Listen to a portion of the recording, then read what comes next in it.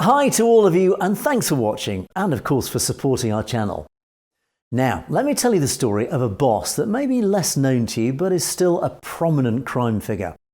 Maurizio Abbatino is known as one of the more dangerous bosses of the infamous Banda della Magliana, a mafia-like criminal organisation that began sowing terror in the Lazio region and in Italy's capital Rome in the mid-1970s.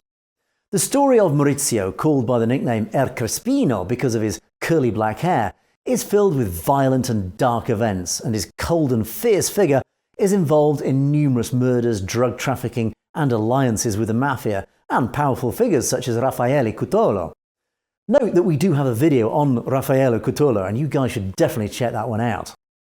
Maurizio Abbatino was born in Rome in 1954 and spent his childhood and early youth in the district of the capital called Magliana, a name that would later be associated with the famous gang. His criminal career began very early because Abatino started by carrying out robberies and other petty crimes alone or with companions who will later be part of the Banda or gang of the Magliana, in Italian Banda della Magliana. Maurizio acts with a complicated and wide criminal network that pervades the territory in which he lives and that gathers several batteries of small and medium-sized criminals with whom he formed alliances and creates friendships. Over the years, he always manages to escape justice, but he too is finally arrested for the first time in 1972. In that instance, he's found in possession of burglary tools and trying to resist arrest, and this latter part earning him a jail sentence. He's incarcerated a second time in 1974 following a robbery in a jewellery shop in Rome. He was betrayed by one of his tattoos, which the owner of the business recognises. This second arrest lasts just a month because two of his fellow prisoners, a future boss of the Banda della Magliana, Enrico De Pedis and Ettore Maragnoli, promise him that the charges will be dropped, which, as it turned out, is exactly what happened. Maurizio's career seems marked, but the real turning point comes with a chance meeting with Franco Giuseppucci, also known as Er Fornaretto. The two have the idea of founding a group that can manage and control crime in the Roman territory. The intent was to create a small handful of people, but with time, the group did evolve into a real gang, the Banda della Magliana. So what crimes was the Banda della Magliana involved in? Well, in 1977, Abatino participates in the first crime of the band, the kidnapping of Duke Massimiliano Grazioli Lante della Rovere.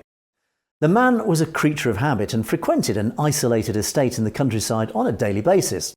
In addition to having important assets tied to his nobility, word had gotten around that the sale of his wife's family newspaper, Il Messaggero, had brought a sizable sum of cash into the family coffers. And this perhaps led Maurizio and his accomplices to decide on a kidnapping. However, the operation encountered difficulties, and for this reason, the Banda della Magliana was forced to ask for the help of an external criminal group.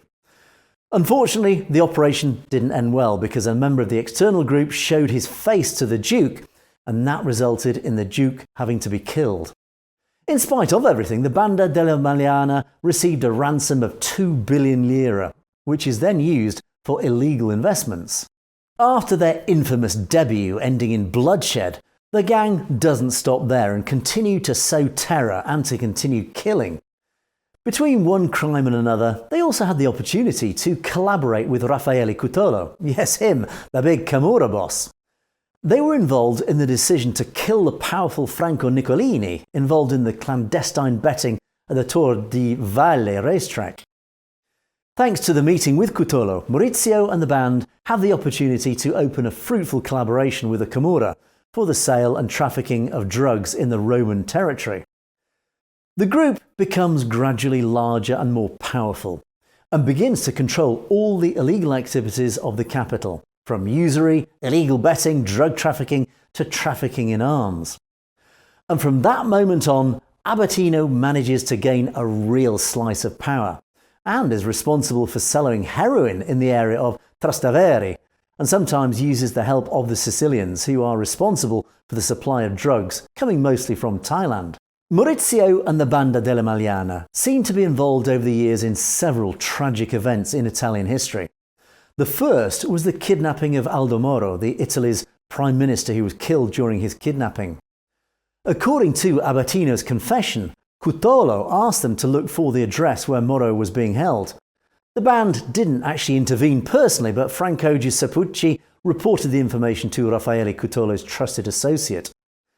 Abatino would also be involved in the bombing of the Bologna train station, another terrorist-related action, and with the disappearance of Emanuela Orlandi, a young lady who was abducted and killed in the most mysterious circumstances.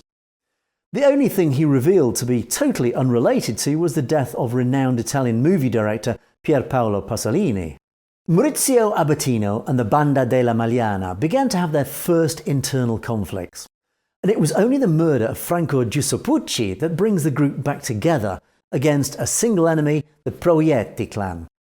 The affair will mark a slow but continuous decline of the gang, and will gradually lead Abatino to find himself in a pretty unpleasant situation, in jail, or indeed hunted by the police, which would then lead him to repentance.